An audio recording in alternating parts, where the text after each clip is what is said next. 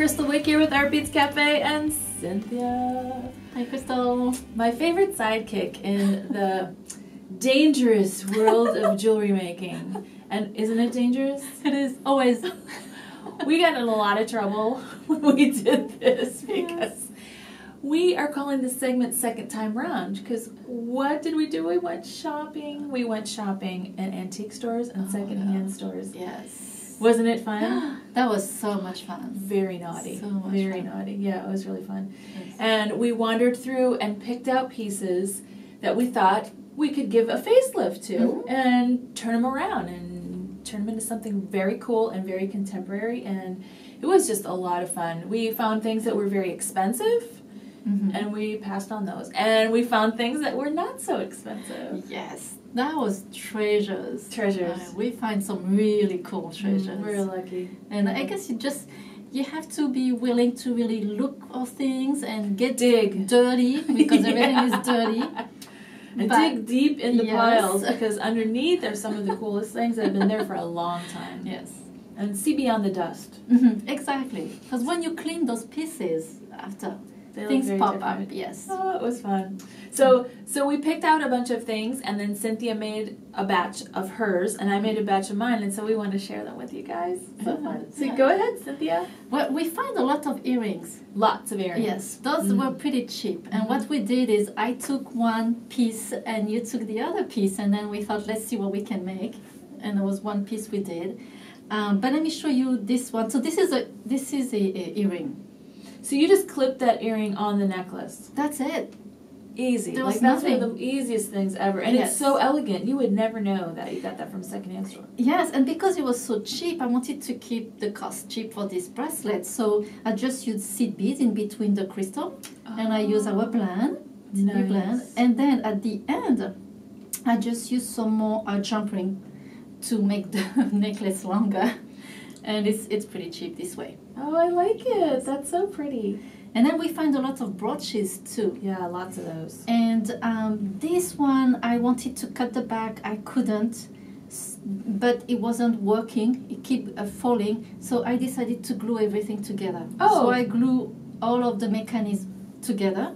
That's a good idea. And then I just slide the chain. So it's a pin back. Yes. And so if you see the pin backs, a lot of the old ones, some of them are rusted shut and then you're good to go, but a lot of them are very floppy. Yes. And so if you can't take them off, that's a great idea. Yeah. And then also don't be scared if you see that, like this one has some flat backs and some little crystal, and it was missing two.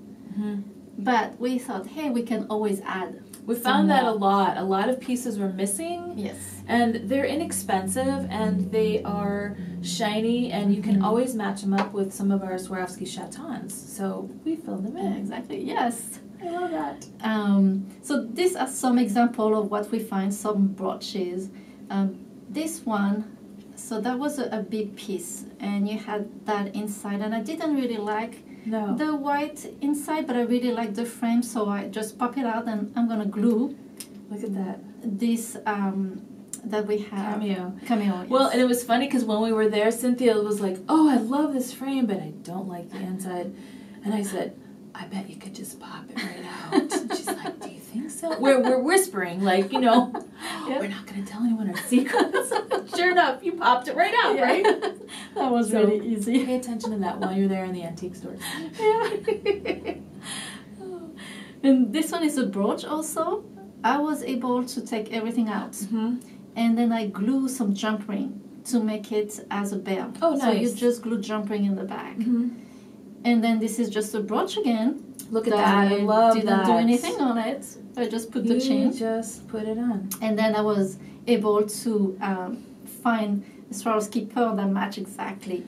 I love that. That's a great tie-in. Look at that. And so easy. You just did chain and a few pearls. Yes. Oh, that's a classic piece. I love that one. Thanks. Oh, what about you? Oh my gosh, I had so much fun. Well, so we mixed up our earrings. So she would take one and I would take one. And that's one of my favorites. I did this with the earring. So this is an earring. This is my version. And this is an earring, the same earring. That's Cynthia's version. And so what I did was I just took, one of our designer seed bead blends. And what's so fun about those is that the color's already mixed for you. So you just slap them on a string, you know, crimp it, call it good. And I just put this together, and then I had to add crystals. I know. Okay, one of the things you guys have to know is anything you get in these antique stores look fabulous if you just slap a few flatbacks on them. Right. 2-part epoxy and flatbacks, and the flatbacks come in all different colors. And all you need to do, I just followed one of the rings around that earring with the flatbacks, and it looks like a beautiful piece. You know, you really can make it classy. The earring completely. Isn't that amazing? Yes. And then, of course, you know, I love these bead caps. And they're really nice and easy, so when you do multi-strands, you just take your ear wire, and I like to use an eye pin, open it up, and then put the multi-strand in, close your eye pin, and poke it right up through your end cap. And your bead cap looks fabulous, and it covers all the ugly parts, right? So it looks very finished. Very nice. That's really nice. So yeah, and then Cynthia, you did this beautiful piece here with some chain and some Swarovski. Oh, that looks gorgeous. Yeah, I wanted to do something very simple. Yeah, yes. yeah. A lot of these are very easy and simple. This guy here, now this is a pin, and I love the pin. Again, it was missing all kinds of components. Everything was empty except for the middle part here. And so I just glued flat backs on there, and I took the pin back off. I used some really heavy-duty pliers, pulled the pin back off, and then I stitched it onto some wire lux. And the wire lux, the color is perfect. I don't know. Who knew? It's like it was meant to be. See, that's what's fun about doing this second time around thing. It's kind of like, oh, a surprise, because you can't plan everything out. And so you just go through your stash and figure out what you have. And so I thought that was a really pretty piece. It's gorgeous to wear. Love that piece. And then over here I have a ring. And this, oh goodness, this ring was really fun to make. I needed some color because it was just white and it was clear. And so I thought, you know what, let's add some regal purple. And so I used, of course, my favorite epoxy clay and some chatons. And then I did some mica powder. I did some gold mica powder at the end, brushed it on so that the gold matched the ring.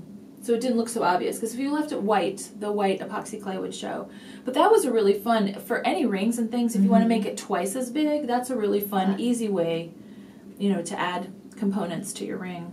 Yeah, that's pretty amazing, because when you show it to me finished, I couldn't remember how was the ring before, what the ring looked like, and what did you do, because it looks so together that I couldn't figure out what you did. You have to look really closely to figure it out. So yeah, that's really fun. Great. So that's a good tip for you guys. Just slap on some epoxy and chatons.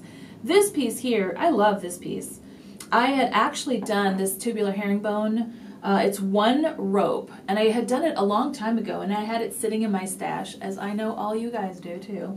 Pulled it out, and it matched perfectly. Now, as you can see, the before picture of this pin, it's just a pin that's pinned onto the herringbone. The pin was missing all kinds of, again, things were popped off, and all kinds of stones were out of there, and they only had a couple in here. That one and that one. And I was like, that's not enough purple. We need a little more. So I slapped a whole bunch of flatbacks on there and then just pinned it onto the tubular herringbone. And then I finished it off with these great end caps and some little Swarovski pearls that tied the whole thing together. And just a few little dangles so that it was, you know, I was debating about going crazy with a tassel, but there's so much going on here that I wanted simple, but I wanted it to look finished.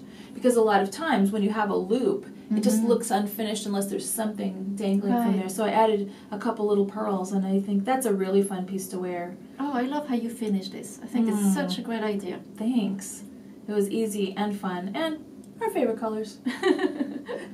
So that's our version of Second Time Round. And we thank you for joining us here at Artbeads Cafe, and hope that you have a good time at your antique stores and all your vintage shops, and we inspired you with that. Be sure to join us on our YouTube channel and for our newsletter so you don't miss anything. And again, as always, Cynthia and I want to wish you all happy beading.